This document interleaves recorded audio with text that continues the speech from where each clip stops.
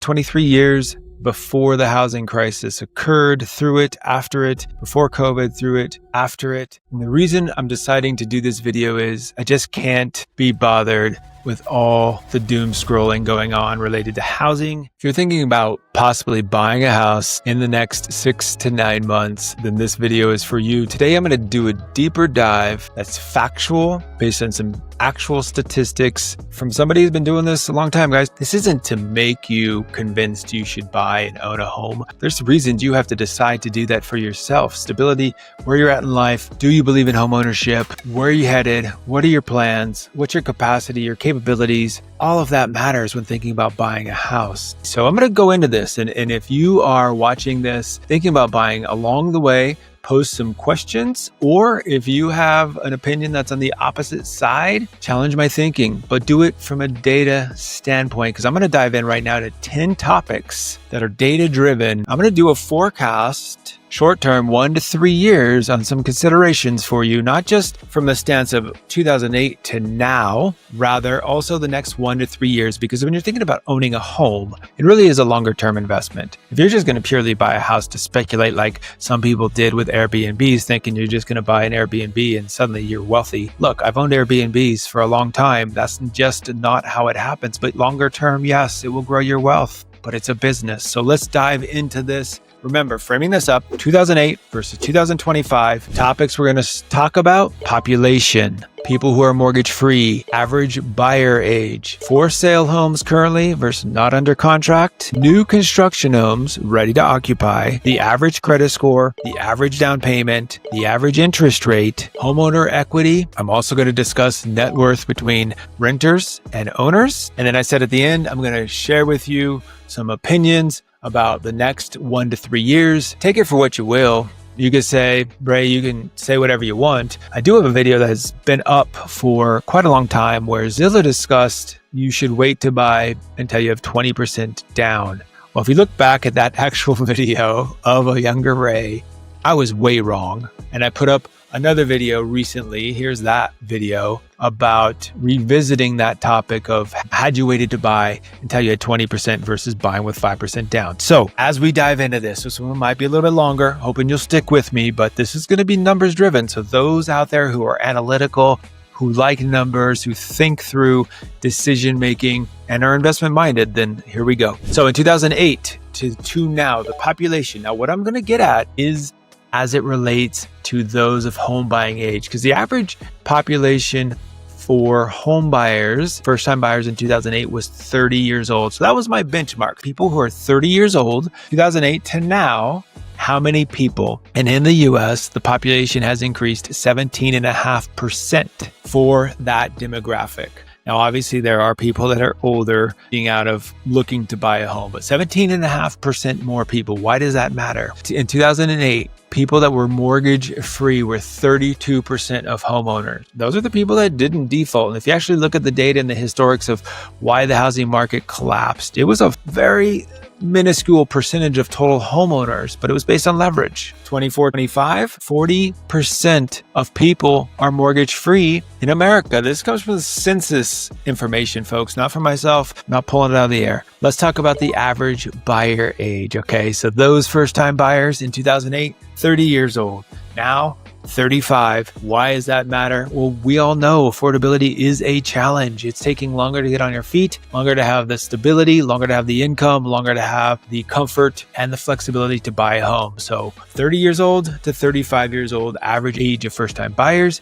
And then as far as all home buyer averages, it went from 39 to 48 from 2008, 2024-25. So that age has also crept up, which I probably think that might even creep up more with the lock-in effect of low interest rates. Let's jump into something that's very important, because we know that there is a lot of stuff out there about housing markets collapsing, rising inventory. Haven't seen this since 2009. I've seen the videos. They have really pretty thumbnails. 4 million homes for sale, not under contract in 2008. Now, 1 million. Okay, so what does that mean? 3 million less homes for sale, not under contract. New construction, ready to occupy, not under contract. 2008, 153,000 homes of 10%, Relative numbers now, 118,000 homes. This is Census Bureau data. Again, for sale not under contract, realtor.com. Okay, so what does that mean? Well, if for sale not under contract is down 3 million, new construction ready to occupy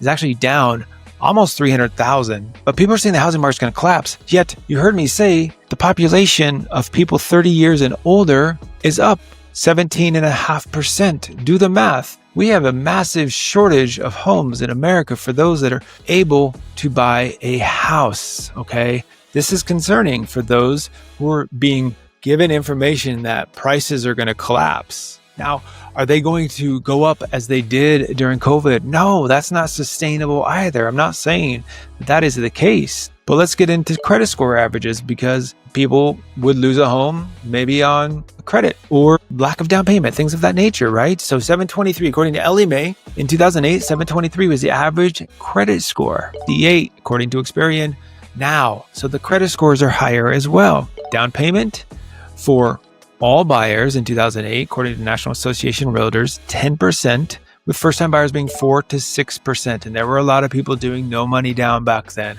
According to Rocket, average down payment now for all home buyers is 18%.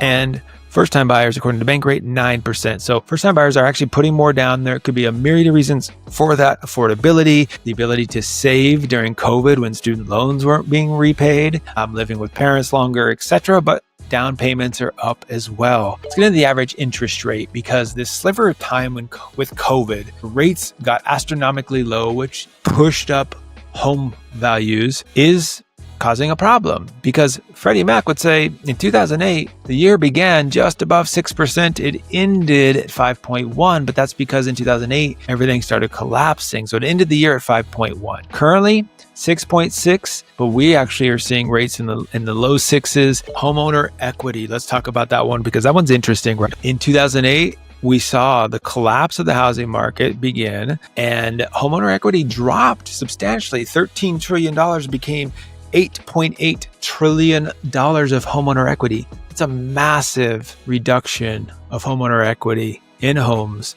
And now, setting at just around, depending on where you find the source, we are at $35 trillion of homeowner equity. More people are mortgage free, and the homeowner equity is more than 4x that of 2008. Let's get into the thought of renting versus owning and net worth. This should not be the reason to buy, but something to think about is the data would say the facts exist about a 30-year-old's average net worth in 2008 was 46 times less than that of someone who owned a home. From the average out there was like $5,000 versus $200,000 for people who owned homes. According to the Federal Reserve, that's where this comes from, it's now $10,000 for renters and for owners. So actually a little bit less for owners in net worth from now to then. But it's very clear that there's a substantial difference of net worth for those who own and those who don't own a home. Now put all those 10 topics together. And does that mean that you should or shouldn't buy a house in the next 6 to 9 months, that you should sign another lease? That's not for me to decide. What's going on with your life, what's going on with your job, the stability of income, your debt, your ability to save. Are you disciplined enough? Do you really want to own a home? Those are much bigger considerations than any of that data. But that data right there would be hard to not have a debate and say there's health in the housing market. Jerome Powell has been quoted. I actually heard him say this, that home prices will come down when the population decreases. I did see an article today that we may see a decline in birth rates, and it may get surpassed by death rates, but that would take many, many, many years down the road before those numbers were affected there. So I told you I would end the video talking about the next 1 to 3 years, because if you're going to buy a house, that might be what you're thinking about, because you're like, Ray, I'm not worried about 17 years down the road. Is it smart to buy now? So let's talk about the next 1 to 3 years. Layering in that 1 to 3 year view, we're going to talk about mortgage rates. We're going to talk about inventory. We're going to talk about price growth. We're going to talk about equity cushion and affordability, along with regional divergence. So let's start back with mortgage rates. I'm going to say this is a moving needle, and not by any position. I am not making projections. However, based on the data from forecasts from the NBA to Fannie Mae to the Federal Reserve, I think gradual easing in interest rates is fair to say if inflation continues to cool. With that being said, the range might be relative to where we are now, but I think it could become lower. But by late 26, we might see the average 30-year fixed in the upper fives, possibly to 6.5. But the demon there is going to be what's going on with inflation.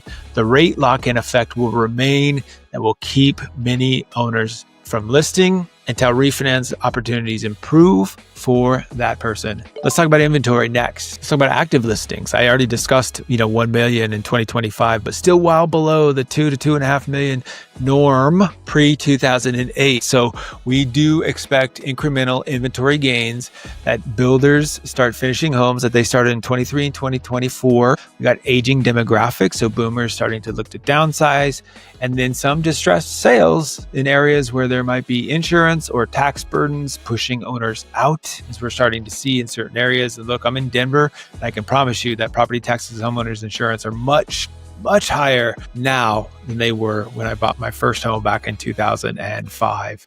But we still have a structural shortage of 3 to 3.5 million units. There will not be a flood of supply. That becomes a big problem. Number 3, let's talk about price growth. I'm going to say sideways to modest. Mortgage rates are remaining a little bit higher. National home prices likely to post low single-digit appreciation, negligible 0 to 3%, not even in line with inflation there, right, guys? Certain overheated metro areas might see some compression and slight dips, but not large-scale depreciation like 2008. It's very unlikely given equity cushions and supply shortages. Let's go back to that equity position and talk about the equity cushion. So that being said, if home prices stall for the next 1 to 2 years, owners have a 72% equity share. That's a historically high number, reducing the systemic risk of foreclosures or fire sales, which would cause price collapses as well. So in the near term, expect flat, stable, or modest growing equity. If you look at the last 2 years, even though rates have been higher, there has been some growing equity, and amortization will chip away at those balances, right? Let's talk about the affordability crunch. This is a big thing, right? Affordability crunch next few years is going to remain a stressor the next 1 to 3 years because this is not going away. Buyers will lean more on ARMs. There will be the temporary buy downs, and then we might start seeing some creative down payment assistance options coming back up. And then, of course, as y'all are seeing in certain areas, very creative terms from builders who want to get rid of the inventory so they can continue moving on. Incentives, buy downs, price cuts, etc. After that, let's talk about the regional divergence. This will be the final topic as we discuss this. Regional divergence from maybe the Sunbelt, high-cost coastal markets, Midwest, and the Heartland markets, right? So what are we going to take away from that? More building, Texas, Florida, and the Carolinas. We could see softer prices, but strong sales activity in those coastal markets that are high-cost. More people struggling with affordability, but strong job markets and limited land will keep major declines from happening, right? Now let's get into the middle, the heartland, the markets. Slower appreciation, affordability remain better than above average by national standards from more expensive areas like the coasts and some other areas that have become more expensive, like say Denver, Austin, etc., but slower, steady appreciation. So overall, key takeaways: expect stabilization, not collapsing. Prices flat, modest in growth. Rates easing gradually. Well, we're not going to see 3%, guys. Go look at the Freddie Mac average 30-year fixed rate over 5.5 decades of time. You're going to see that sliver of window. 3% is not coming back. We're blessed it happened, and it also caused a lot of problems as well. And then equity will remain at historical highs. And then from there, risks will be localized, affordability pain, insurance, and tax burdens. I am probably going to say that one there might have a bigger impact to a lot of people, where their need to buy, not buy, sell, not sell might be related to insurance. And so something needs to happen within the insurance industry. I'm going to be very honest with you, because this industry is causing a lot of pain for homeowners right now. Hit a comment below if you have had an experience with homeowner insurance and causing financial pain to you, or losing coverage. That's another one as well. All that to be said, just an overall bigger picture. Should you buy? Should you not buy in the next 6 to 12 months. That's not for me to say, that's for you to decide. Just bringing you some data-driven information through a transparent voice from someone who's been doing this for over a couple decades so that you can decide when is the right time to own or should you stay renting. Be well, and we'll talk to you again soon.